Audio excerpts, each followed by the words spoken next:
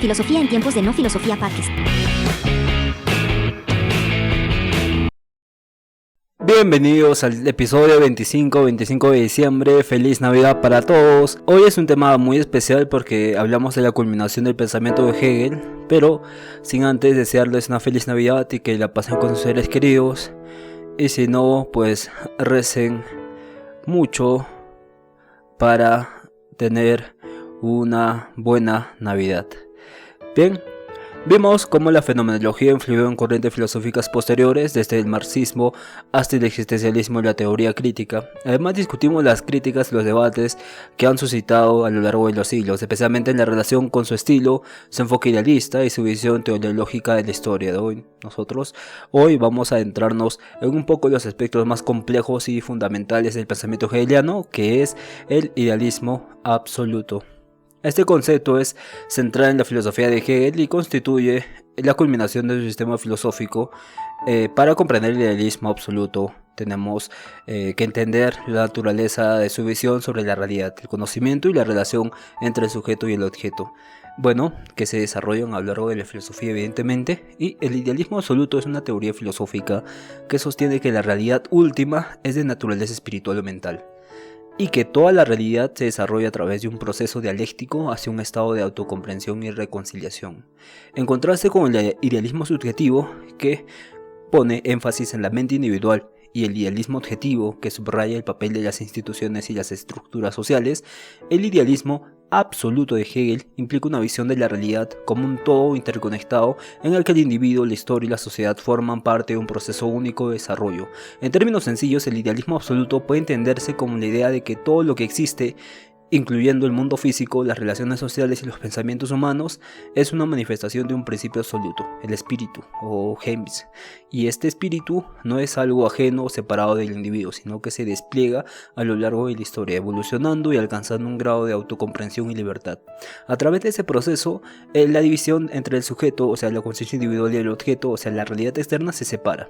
El idealismo absoluto de Hegel está relacionado con la idea de que la filosofía debe ser capaz de captar el desarrollo total de la realidad, y la razón es, para Hegel, la fuerza que subyace a este desarrollo, y el conocimiento absoluto es el punto final de un proceso en el cual la historia y la realidad se explican de manera total y racional. La realidad, por lo tanto, no es algo dado ni fijo, sino que está en constante cambio y evolución y movimiento, como una dialéctica entre contrarios que a lo largo del tiempo llega a su resolución, ¿no? El concepto de idealismo absoluto no debe ser entendido como una negación de la realidad material, ojo, esto es muy importante, sino una afirmación de que la realidad en su totalidad solo puede ser comprendida en sus aspectos espirituales y racionales. A lo largo de su obra, Hegel intenta demostrar cómo la conciencia humana, la historia y la cultura son expresiones de este proceso global del espíritu que realiza en el tiempo y se manifiesta en la historia humana, y esto es clave para el idealismo absoluto, para entender este fundamento del sistema filosófico de Hegel.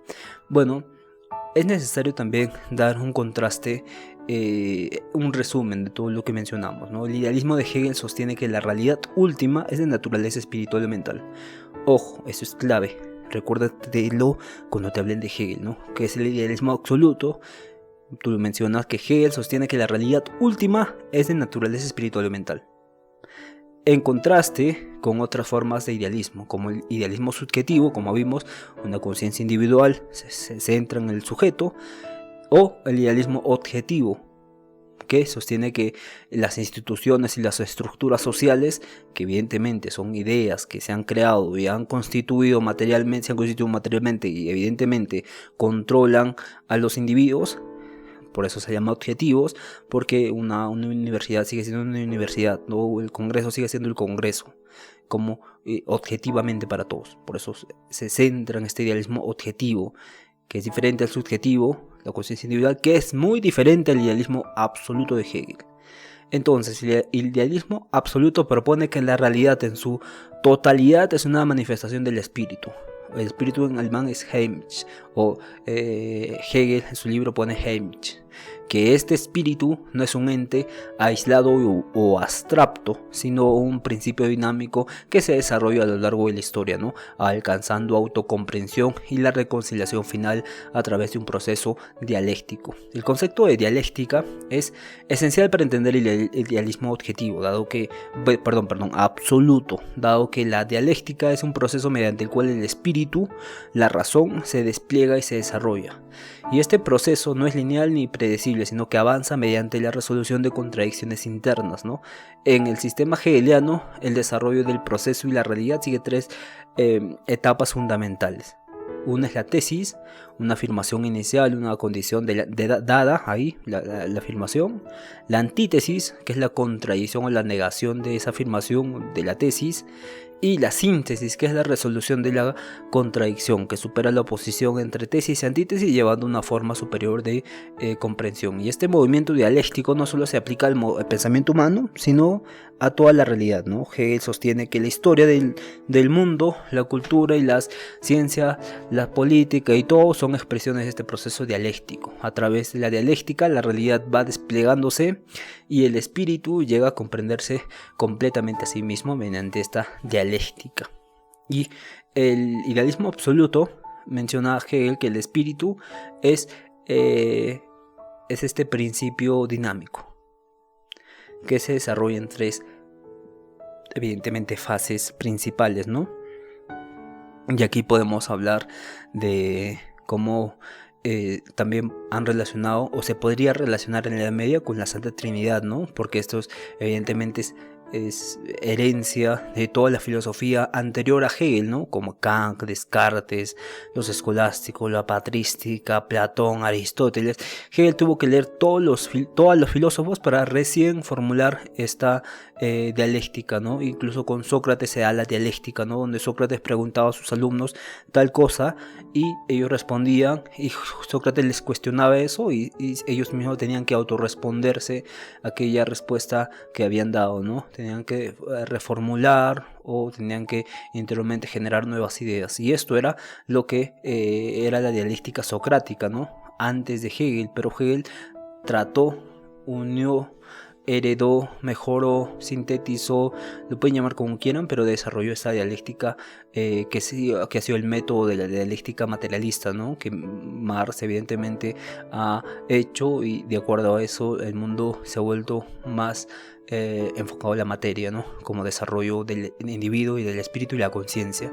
Sin embargo, se puede hablar ahora de estos tres principios como Padre, Hijo y Espíritu Santo, que son fundamentales, pero esto ya queda en asociación con el ámbito teológico, ¿no? Pero vamos ahora a hablar del espíritu subjetivo, ¿no? Que está dentro del idealismo absoluto, que Hegel propone. El espíritu subjetivo se refiere a la conciencia individual, el pensamiento individual, que comienza el proceso de autocomprensión. El espíritu objetivo se refiere a las instituciones, las estructuras sociales, políticas y económicas en las que el individuo se inserta. El espíritu se realiza no solo en la mente individual, sino también en la vida colectiva, en la historia, ¿no? Como ya vimos anteriormente, en anteriores episodios, el espíritu colectivo, el espíritu del pueblo, como manifestación del espíritu objetivo.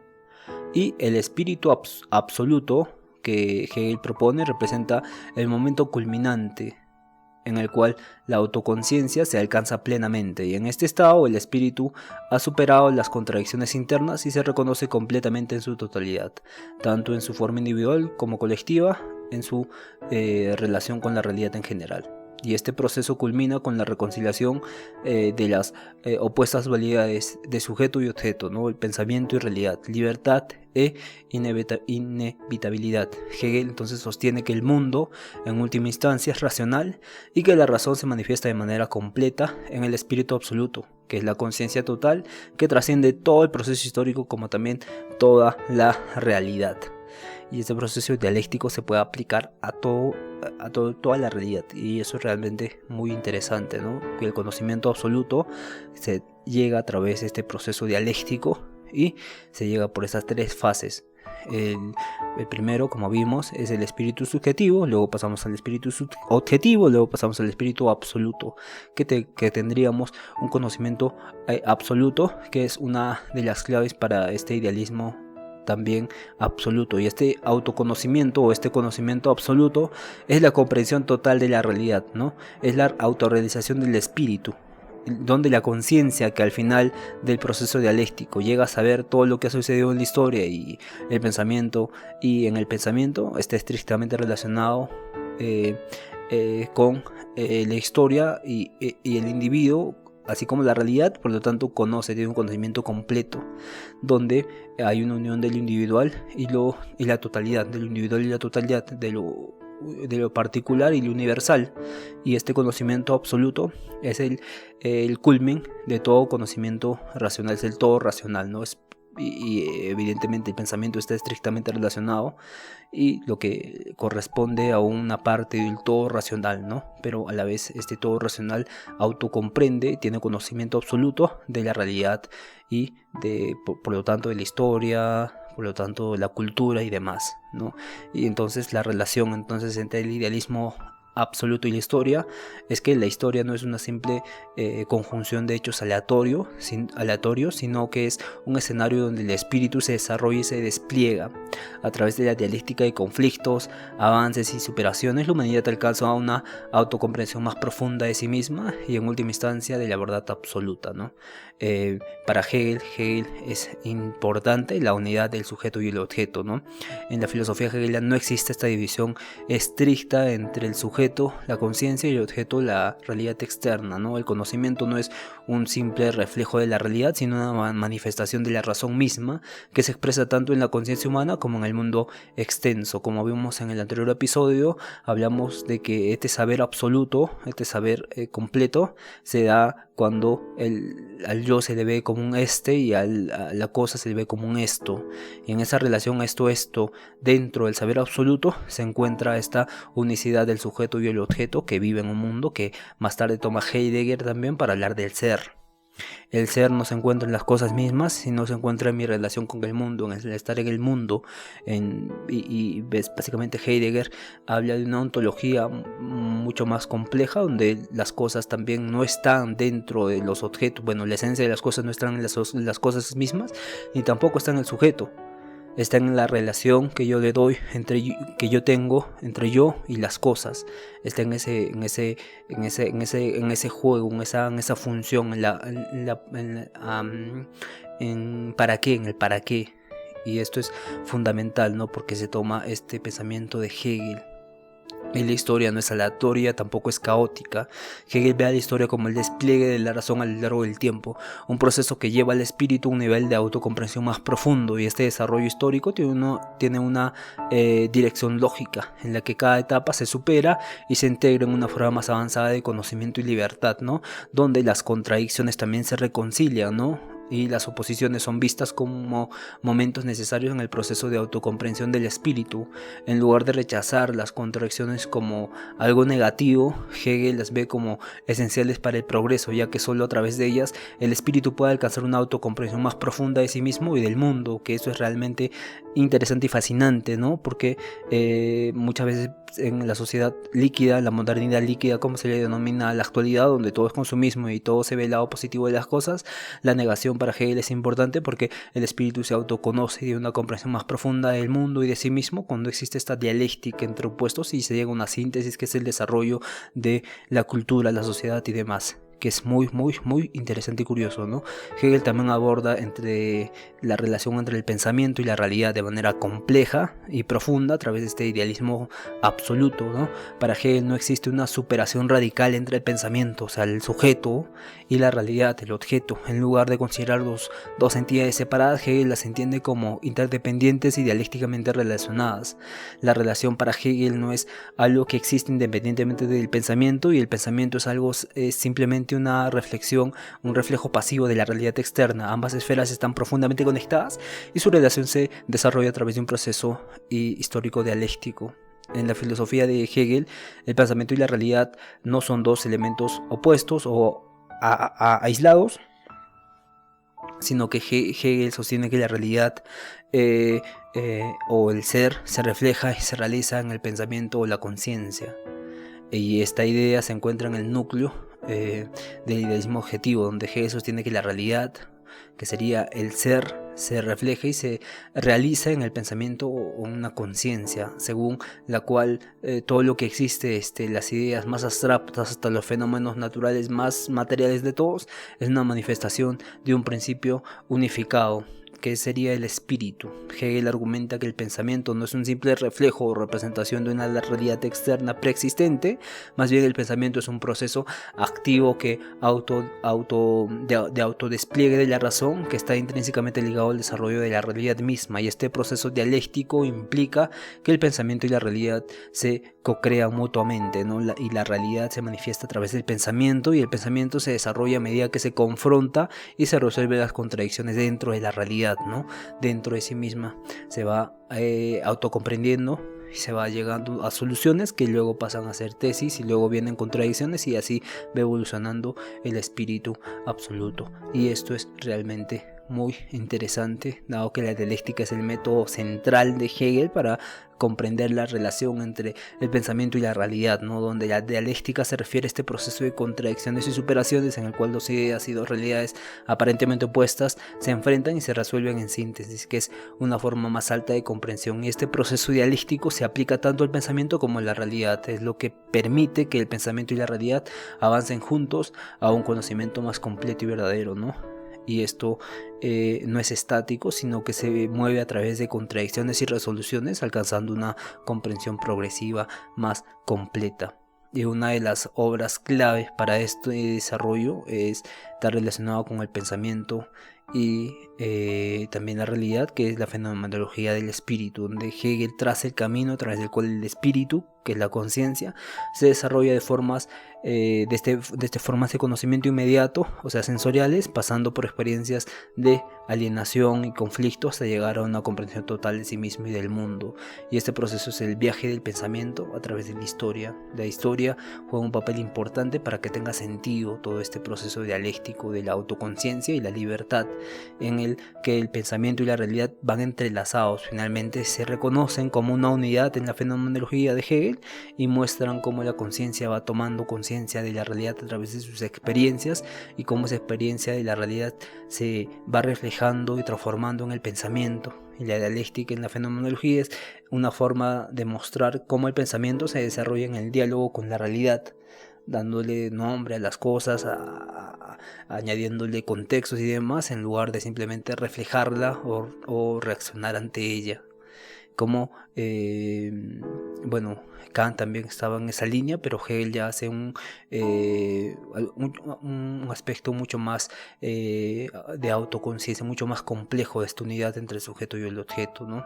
Mientras que Kant distingue entre los esquemas categóricos, lógicos a lo ontológicos, Hegel nos menciona que esta dialéctica de autoconciencia se da con el saber absoluto, con el conocimiento absoluto, mediante el cual las contradicciones se van reconciliando y se justifican a través de la historia, pero también esa historia es reinterpretativa por una conciencia que, al conocer todo, ya va modificando el desarrollo en el diálogo con la realidad y de la realidad, en lugar de simplemente reaccionar ante ella. Una de las ideas más radicales de Hegel es la superación de la dualidad tradicional, ¿no?, entre el sujeto y el objeto. Para Hegel esta separación no es definitiva ni esencial, ¿no? A lo largo del proceso dialéctico, el sujeto y el objeto se reconcilian y se identifican en el espíritu absoluto, y esto significa que en última instancia el pensamiento y la realidad son solo uno,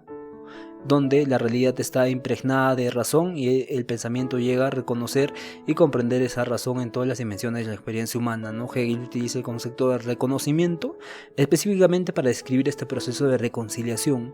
En el reconocimiento, el sujeto no se enfrenta a la realidad como algo ajeno, sino que llega a comprender que es parte de esa realidad y que la realidad se expresa a través de su propia experiencia, y el mundo ya no es visto como algo independiente o ajeno del sujeto, sino que como algo que tiene sentido solo en relación con la conciencia que lo conoce. Y en el pensamiento hegeliano no hay fórmula específica donde podamos aplicar eso, pero el mundo ya no es visto como algo independiente o ajeno al sujeto, sino como algo que tiene sentido solo en la relación con la conciencia que lo conoce. Y esto es fundamental, es incluso kantiano, pero Kant, como vimos, no toma el proceso histórico, ¿no? Solo toma el proceso epistemológico, y el giro copernicano de Kant se basa en este tipo de comprender al mundo, ver la realidad de otra manera, que evidentemente Hegel hace muy bien. Hay una famosa frase de Hegel que es, que básicamente habla de esta relación, que es: lo real es racional y lo racional es real. Que esto es realmente fascinante, ¿no? Y esta afirmación que la realidad tiene una estructura racional intrínseca y que todo lo que ocurre en el mundo tiene un propósito racional, aunque este propósito solo puede ser comprendido completamente cuando el proceso dialéctico llega a la culminación. A través de este proceso, el espíritu llega a comprender la totalidad de la realidad, lo cual permite decir que lo real es racional y lo racional es real. Y de este modo la razón no es simplemente algo subjetivo o aislado, sino que es una fuerza activa que se realiza en el mundo y en la historia, y el pensamiento entonces es la manifestación más alta de la racionalidad, y el mundo es un lugar donde la razón se despliega y se realiza progresivamente, que eso es realmente fascinante. Las críticas que se tuvo a este idealismo objetivo fueron muy interesantes, dado que se le acusa de un idealismo excesivo, ¿no? Una de las críticas más comunes es el idealismo absoluto, es que Hegel en su filosofía puede ser vista como un idealismo excesivo, es decir, Hegel otorga al pensamiento un papel demasiado premiante, incluso sobre la realidad misma, ¿no? Los críticos de esta posición argumentan que el énfasis que Hegel hace a la racionalidad y el espíritu podría llegar a una desestimar lo concreto, lo físico, el mundo material, ¿no?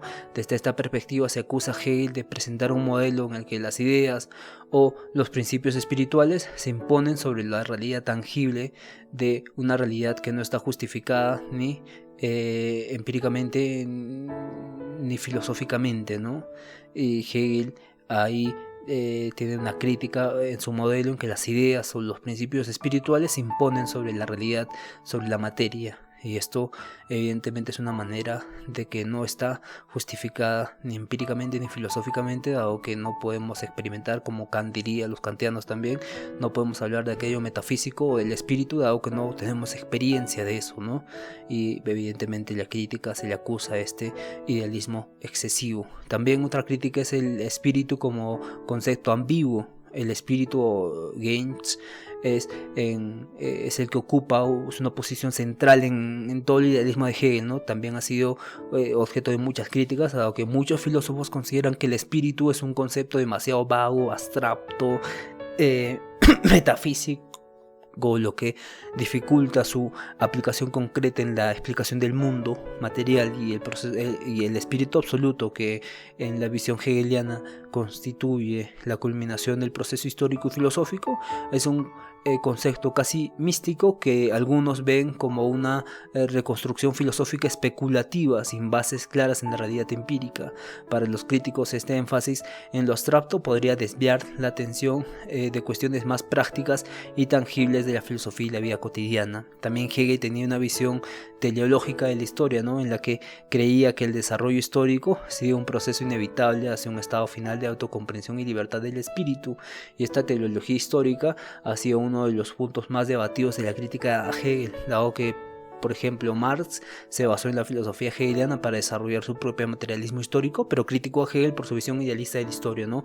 Marx, en cambio, argumenta que Hegel invertía la relación entre las ideas y la materialidad, entre lo ideal y la materialidad, sugiriendo que las ideas son el motor de la historia en cuanto a la realidad, y según Marx las contradicciones materiales y las relaciones económicas las que han determinado siempre en todo lugar el curso de la historia. Y así Marx reformuló la idea hegeliana de la historia, centrándolo en conflictos materiales y sociales, y Marx en lugar ha cambiado los papeles en lugar de la realización del espíritu. Carlos Marx se centrado en el desarrollo material y social de esta resolución de conflictos que está en la síntesis. Además, la teología hegeliana ha sido criticada por su determinismo implícito, ¿no? Los críticos sugieren que al concebir la historia como un proceso inevitable que llega a un fin predeterminado, Hegel podría haber dejado de lado la contingencia histórica, la capacidad humana de la libre acción, de la libre elección y la posibilidad de rupturas o cambios imprevistos en el curso de los acontecimientos de la historia, ¿no? Y esto ya nos mencionaba más o menos Santo Tomás con sus las 5 gracias, ¿no? Había una gracia que permitía al individuo, incluso a los gobernantes, actuar bajo la voluntad de Dios para un fin determinado que Dios manifestaba, pero este fin determinado que Dios manifestaba ya estaba ya dado en la voluntad de Dios y que no era libre la acción de los políticos incluso. Entonces Hegel también toma este aspecto, básicamente toma de toda la filosofía, pero hay críticos que dicen que entonces no somos libres, no hay libertad de elección, por lo tanto no hay contingencia. Entonces Hegel está mal. Debe haber contingencia histórica porque nosotros tenemos la capacidad de actuar libremente. Y también algunos filósofos han criticado el proceso dialéctico de Hegel, que se basaba en como algo superficial, dado que para algunos críticos este enfoque parece excesivamente abstracto y simplificador, ya que la dialéctica no parece captar la complejidad y la multiplicidad de interacciones humanas, sociales y culturales. En lugar de ser un proceso ordenado y coherente, la historia puede estar marcada por eventos caóticos, inesperados o inconmensurables que no encajan fácilmente en la estructura dialéctica hegeliana, ¿no? La realidad es tan compleja que no se podemos solamente marcarlo en la dialéctica hegeliana para justificar el proceso histórico y social de la cultura, o como Hegel diría del espíritu. Y otro tipo de crítica que ha enfrentado Hegel se refiere a la dificultad y la complejidad del estilo filosófico, del estilo de sus obras.